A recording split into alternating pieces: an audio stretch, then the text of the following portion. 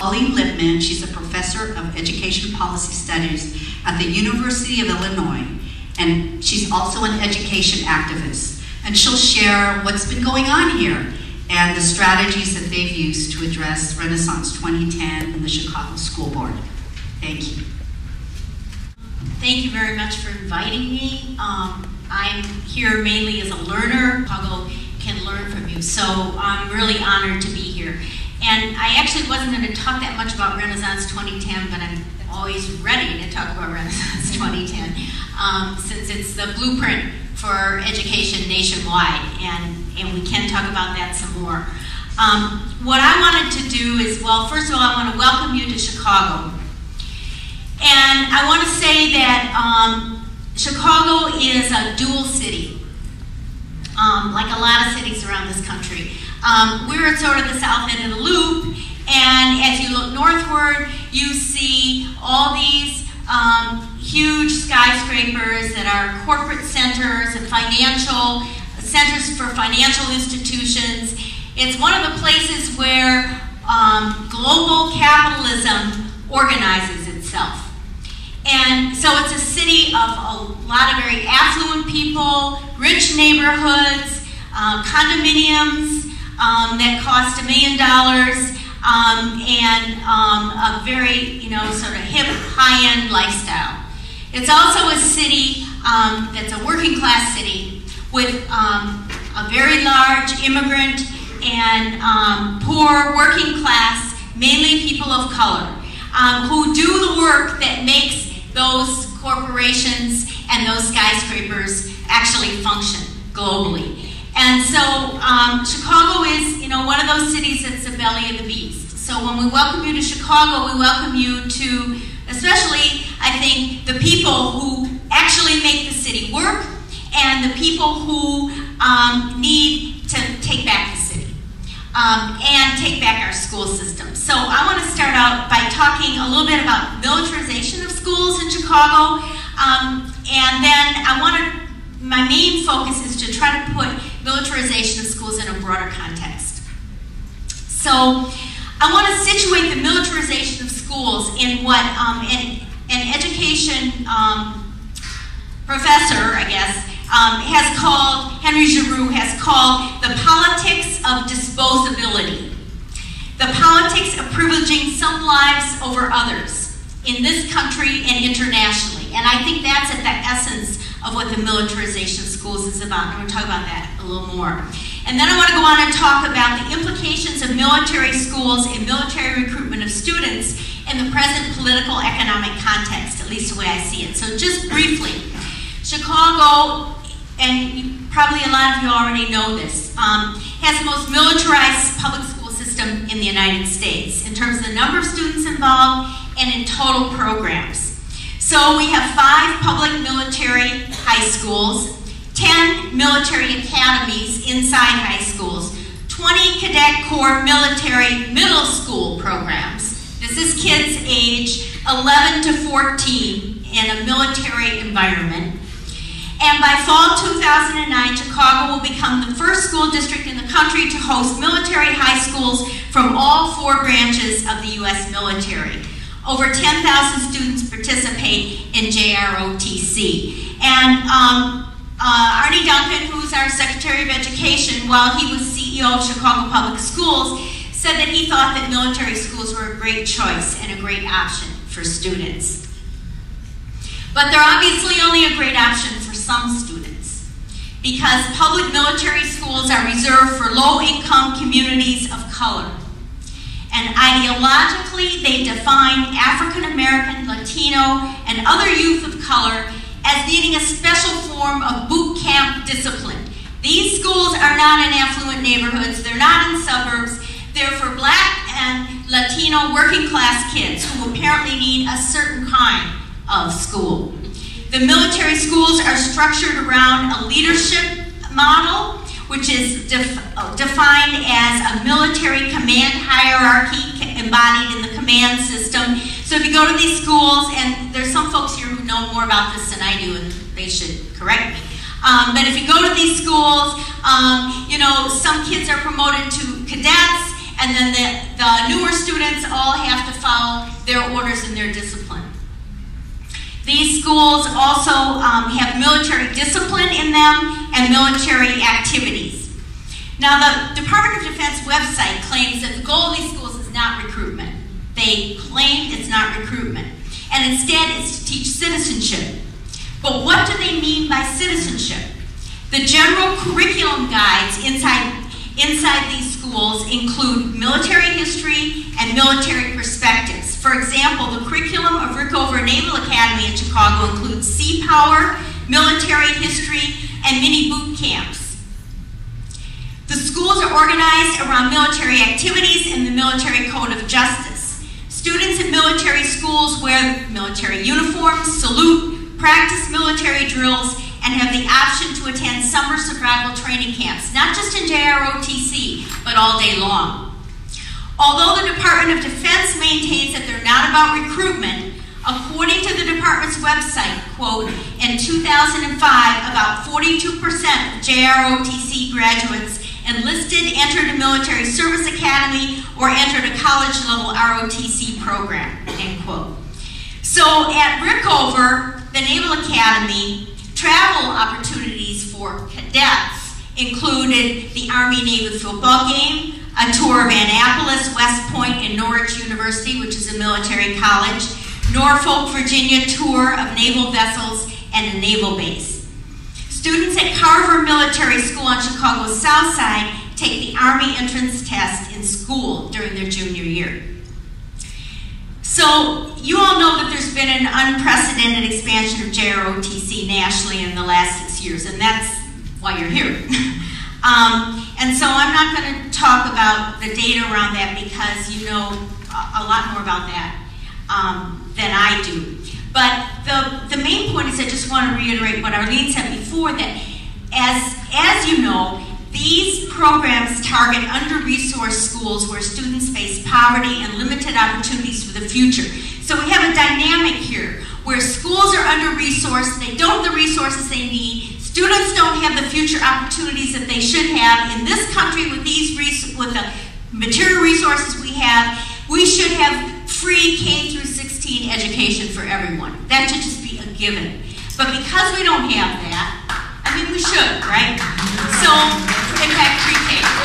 So, because we don't have that, because schools are under-resourced, because the military offers the schools resource, it's a kind of disaster model in which you create a disaster and then you prey on that disaster to push that program. So in the last 4 years, of course, there's been a heavily targeting, especially Latinos, as a number of black youth joining the military has fallen.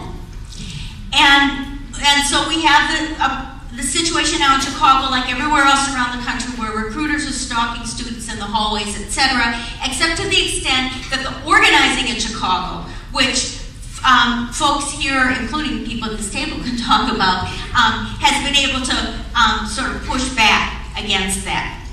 But what I want to say is that it's important to recognize that military schools and military recruitment are just one face of the coercion, violence, surveillance, and racial control that typifies schools serving working class, immigrant, African American, and Latino children and youth. I think it's really important for us not to separate the militarization of schools from everything else that's going on in those schools. These practices are linked to an ensemble of policies that criminalize and police youth of color and create the school-to-prison pipeline. Things like zero-tolerance discipline, safe schools to segregate students who've been involved in the criminal justice system, metal detectors, lockdown conditions, information sharing between the police, the juvenile justice system, and school authorities. That's also part of the militarization of schools for youth of color.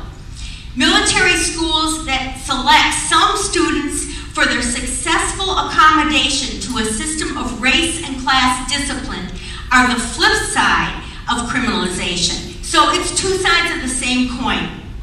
Those who submit to military discipline are defined by their difference from others, who by implication are out of control.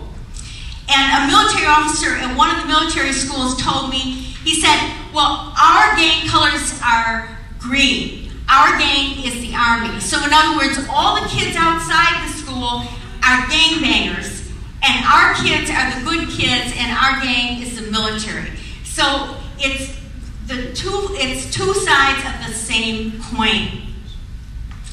And so I want to say that coercive school policies are an extension of the policing of African American Latino youth on the streets.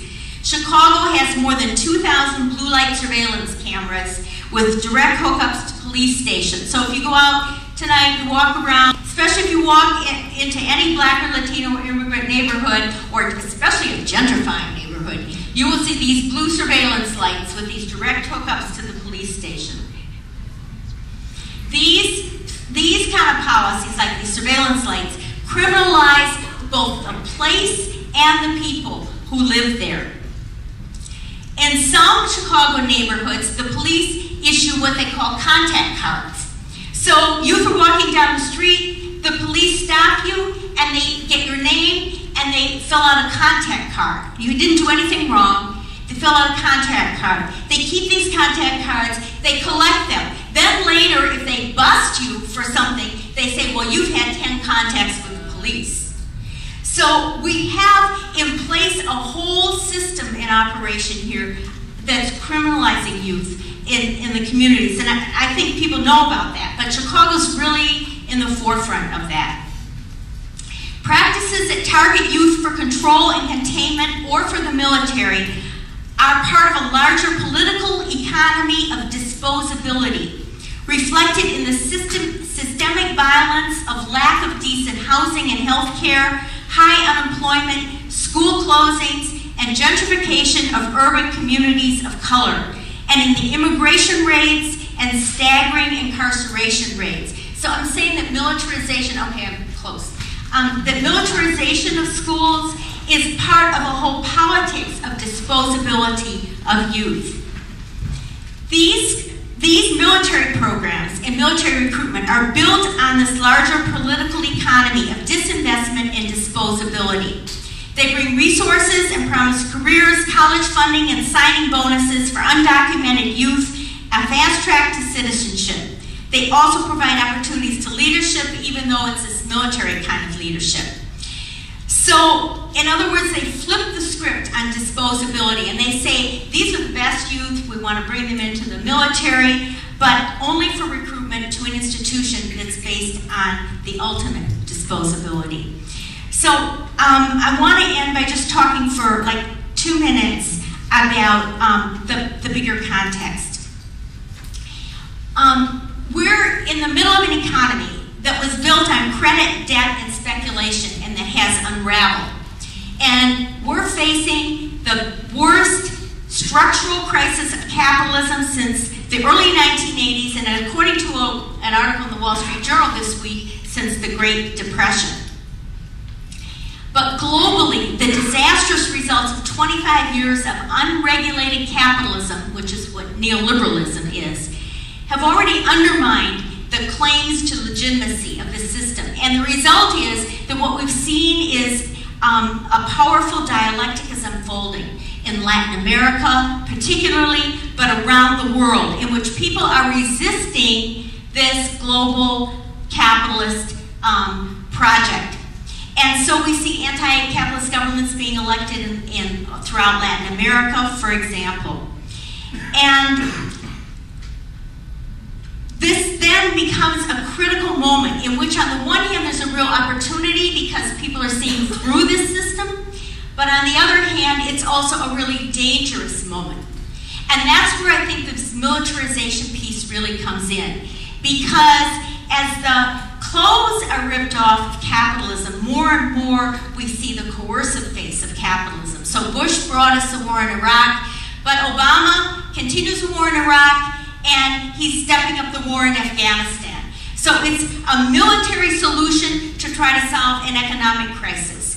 And I think that the danger is that coercion abroad is also linked, and militarization abroad and the economic crisis are also linked to coercion at home. Because as this crisis comes down and more people lose their homes in this foreclosure crisis, as we see people having to declare bankruptcy, as we see services cut. We were just talking about the health clinics run by university hospitals are being shut down in Chicago, and people are more and more desperate. There is going to be a bigger and bigger resistance movement. And how is that movement going to be dealt with? Either the movement will be built and can move us toward a new social vision, which is what we really need, or that movement is going to face repression. And so the recruitment to the military is not just about the global project, it's also about the potential for a domestic project of militarizing society even further to try to contain the social movement. So I think that our anti-militarization work has domestic as well as international implications. And finally, I want to say that the curriculum in military schools is actually not the main thing, I don't think, to focus on. Because the main problem is that the curriculum in regular schools does not tell us the truth about colonialism, imperialism, capitalism, manifest destiny, the 100 invasions of the U.S. military in the 20th century, the takeover of the Philippines, Puerto Rico, etc., etc. And because youth are not armed with a critical consciousness to understand that, that's another factor in people being prey to the recruitment and this whole politics of disposability. So, I wouldn't presume to give any advice to the anti-recruitment movement, but I think that a key piece of the work that we all have to do in the social justice movement is